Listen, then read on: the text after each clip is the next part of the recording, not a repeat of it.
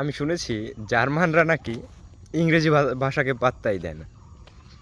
বিশ্বের এমন অনেক অনেক কান্ট্রি আছে যারা মূলত ইংরেজি ভাষাকে টোটালি অ্যাভয়েড করতে চায়। তাদের বই পুস্তক থেকে শুরু করে সব জায়গা থেকে তারা ইংরেজিকে অ্যাভয়েড করে তাদের নিজেদের ভাষাকে প্রাধান্য দেয়। অথচ আমাদের মতো এরকম একটা থার্ড ক্লাস কান্ট্রিতে আমরা অন্যান্য দেশের বিশেষ করে ইংলিশ ভাষা শেখার জন্য পাগল হয়ে যাই। এটা এক প্রকার স্কিল হিসেবে নিলে ভালো, কারণ ইংলিশ ছাড়া আসলে আমাদের গতিও নাই, কোনো গতি নেই উন্নতি করার জন্য, কারণ আমাদের ভাষায় অনেক কিছু আসলে রচনা হয় না। পাশাপাশি অন্যান্য ভাষা শেখাও দরকার।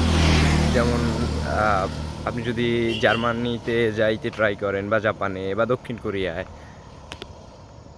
এইসব উন্নত বিশ্বের অনেকগুলো কান্ট্রিতে যাইতে হইলে আপনার ইংলিশ ম্যান্ডেটরি না হলেও তাদের সেই নিজস্ব ভাষা শেখা ম্যান্ডেটরি।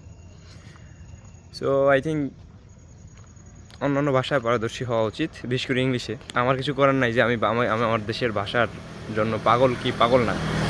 অবশ্যই আমি আমার দেশের ভাষার জন্য পাগল। আমি আমার সংস্কৃতি রক্ষায় সর্বোচ্চ চেষ্টা করব, কিন্তু অবশ্যই আমাদের ইংলিশ শেখা উচিত, অন্যান্য ভাষাও শেখা উচিত।